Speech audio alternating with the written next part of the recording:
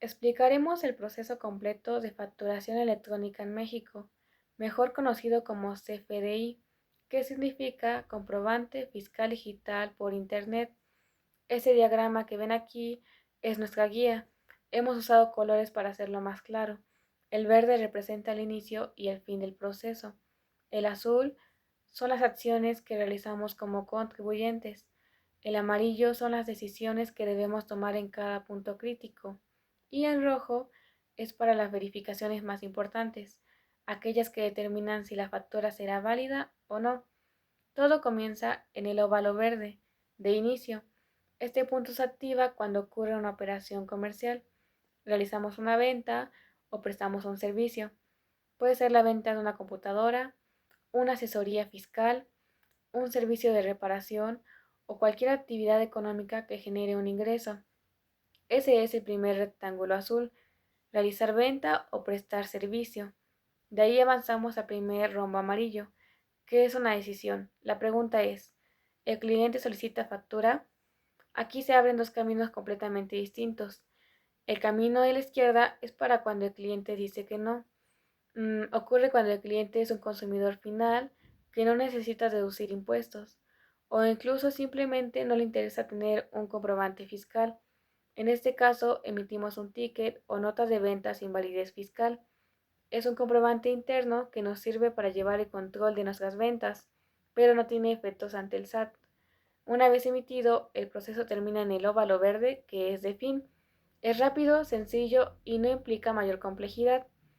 El camino de la derecha es para cuando el cliente dice que sí. Esto ocurre generalmente cuando el cliente es otra empresa que necesita la factura para deducir sus impuestos, o cuando una persona física que requiere el comprobante para algún beneficio fiscal, como deducciones personales. Aquí es donde empieza el proceso fiscal formal, que es más detallado y requiere seguir cada paso con precisión. Gracias. Ahora, si el cliente se solicita una factura, entramos a la primera etapa crítica del proceso, que está marcada de hecho en rojo en nuestro diagrama. Y bueno, el primer paso es verificar que el RFC tanto del emisor como del receptor estén vigentes y activos ante el SAT.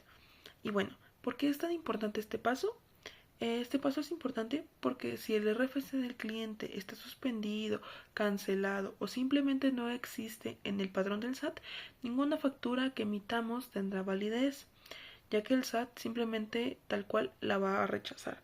Por eso, antes de invertir tiempo en capturar datos, debemos asegurarnos de que, más que nada, ambas partes estén en regla. Y bueno, esta verificación de hecho se hace consultando directamente en el portal del SAT o incluso a través de los sistemas de facturación que tienen esta validación integrada. Después de hacer la consulta, llegamos al segundo rombo amarillo y nos hace la pregunta de si el RFC está vigente y activo. Ahora, si la respuesta es un no, significa que hay algún problema.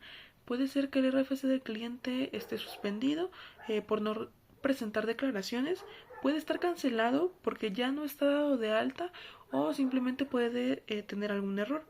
En este caso, lo que hacemos es notificar al cliente que su RFC no es válido y el proceso lamentablemente se cancela, ya que no podemos mmm, seguir adelante con los demás pasos, ya que es mejor detenerse aquí y detener tal cual el proceso que omitir una que emitir una factura inválida que después tengamos que cancelar y que genere problemas fiscales.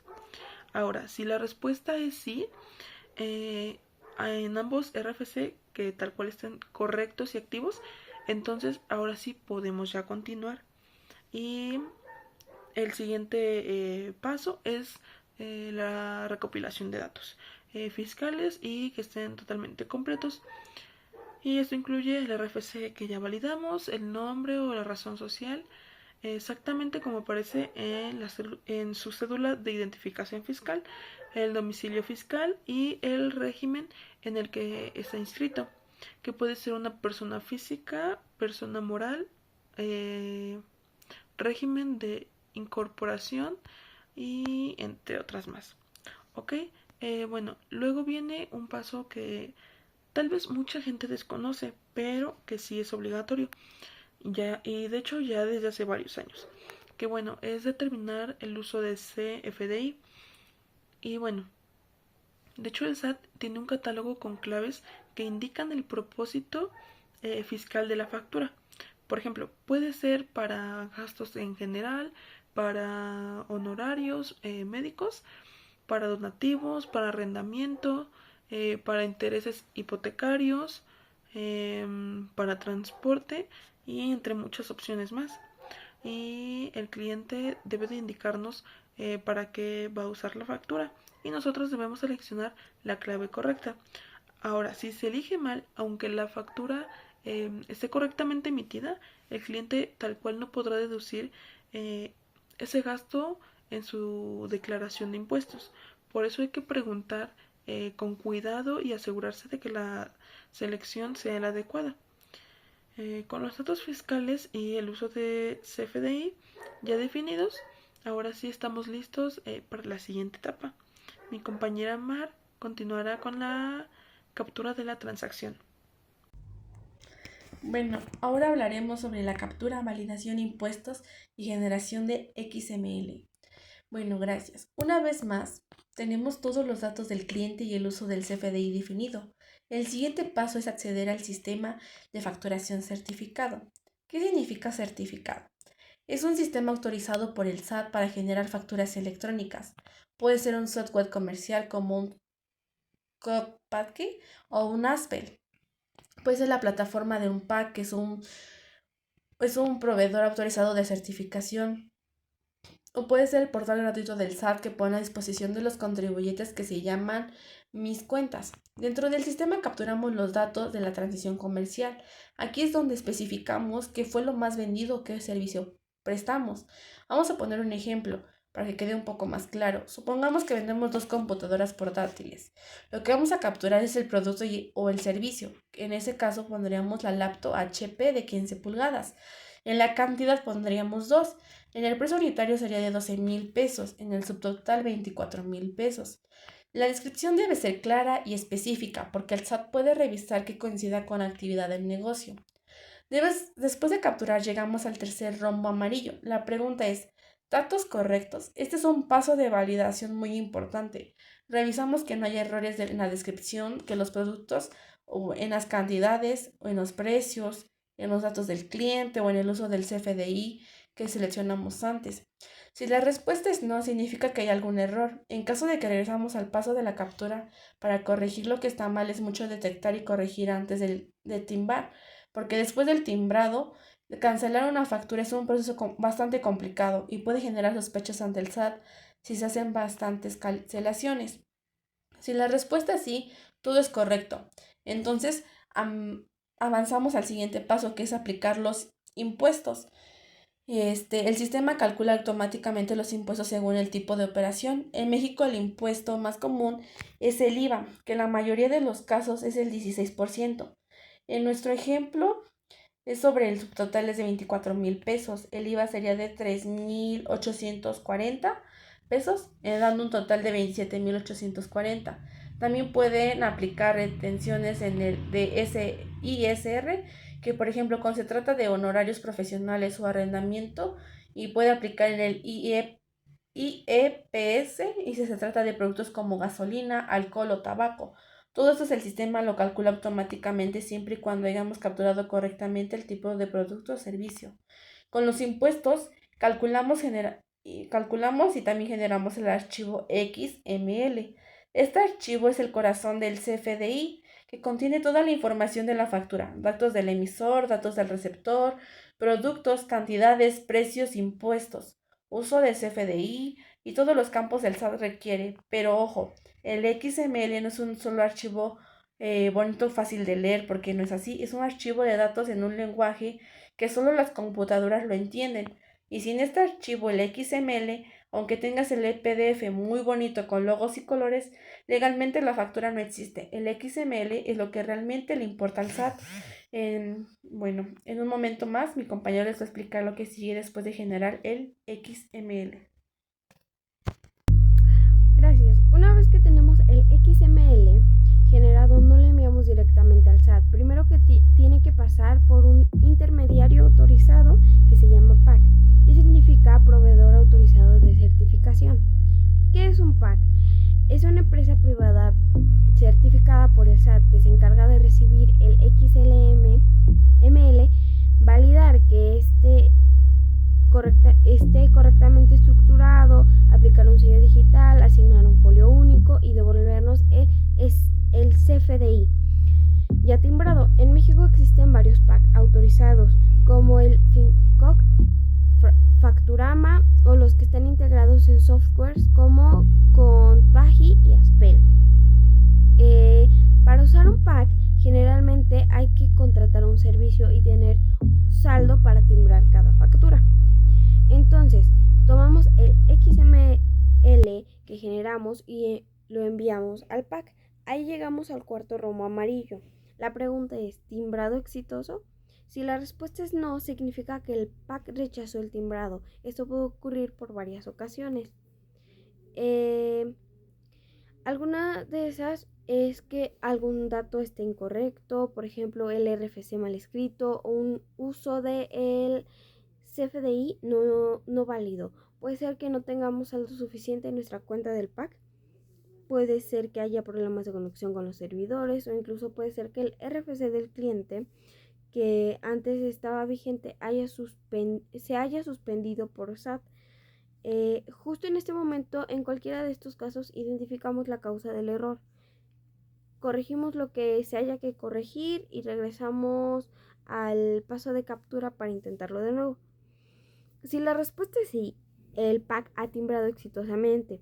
El CFDI, en este momento, el PAC nos devuelve el CFDI ya timbrado, que incluye tres elementos fundamentales que le dan validez legal. El primero es el UUID, es un folio único de 36 caracteres que es una combinación de letras y números que identifica esa factura de manera irrepetible en todo el sistema del SAT. No hay dos facturas con el mismo UID, es como su huella digital. Con el UID el SAT puede localizar la factura en cualquier momento. El segundo es el sello digital del SAT. Ese es un código cifrado que se genera a partir de los datos de la factura y las claves privadas del SAT. Entonces es un sello que garantiza que el documento no ha sido alterado después de ser timbrado. Si alguien intenta modificar, es imposible, ya que cualquier dato de la factura, el sello deja de ser válido. Entonces, y el SAT lo detecta automáticamente. El tercero es el código QR, que es un código de barras cuadrado que se puede escanear con cualquier teléfono celular.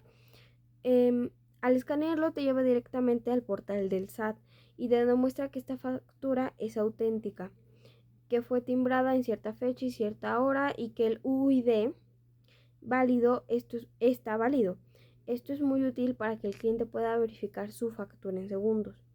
Con estos tres elementos del CFDI ya tiene validez legal. Ahora, aunque el XML es el archivo técnico que usa el SAT, el cliente necesita algo que pueda ver y entender y archivar fácilmente. Entonces ahí entra el PDF, que es un formato amigable que tiene la misma información que el XML, pero con un diseño más claro, los logos de la empresa, los datos visibles de manera ordenada y evidentemente el código QR que ya está impreso para que el cliente pueda escanearlo en cualquier momento. Ahora Rael va a cerrar con los pasos finales del proceso. Registro, conservación y declaración. Ya tenemos el CFDI timbrado con su UUID, su sello digital y su QR. Ya tenemos también el PDF generado y ahora debemos realizar 4 acciones finales para que el proceso quede completo y cumplamos con todas nuestras obligaciones fiscales. La primera acción se entrega el CFDI al cliente. Esto significa enviarle tanto el archivo XML como el archivo PDF. Es muy importante que el cliente los reciba que se vean y que pueda imprimirlos y guardar en la carpeta de factura.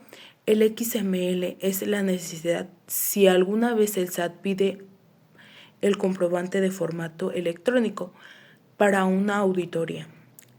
La entrega puede ser por correo electrónico, por mensajería y por vía WhatsApp o mediante el enlace que se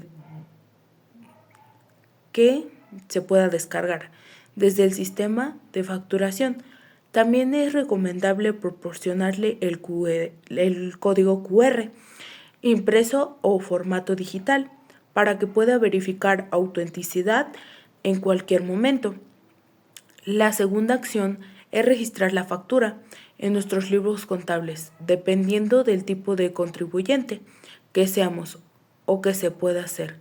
En el libro de ingresos, si somos personas físicas o el sistema contable, si somos una empresa o una persona moral, este registro nos permite llevar un control ordenado en cuanto hemos vendido, cuánto hemos facturado y cuánto IVA hemos cobrado y cuánto impuestos vamos a tener que pagar. En estas declaraciones, si este registro, la contabilidad sería un desorden y sería muy fácil equivocarnos. El modelo de presentación de las declaraciones.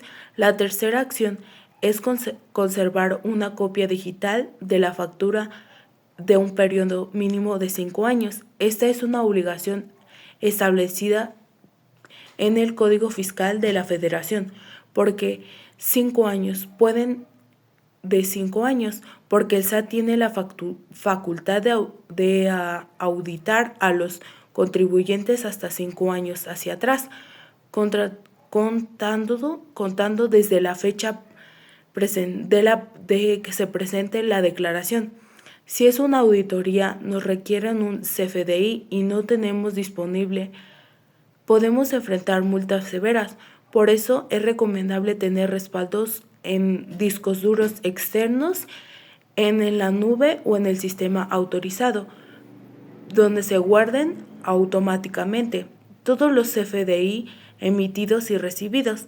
La cuarta acción es la más importante desde el punto de vista fiscal, es incluir esta factura en nuestras declaraciones de impuestos. Las personas fiscales y morales presentan declaraciones mensuales donde reportan el IVA que cobran y la IVA que pagaron sus compras, así como las retenciones del ISR que hay aplicado. También presentamos una declaración anual donde se consolidan toda la información del año y se calcula el ISR definitivo a pagar o a devolver.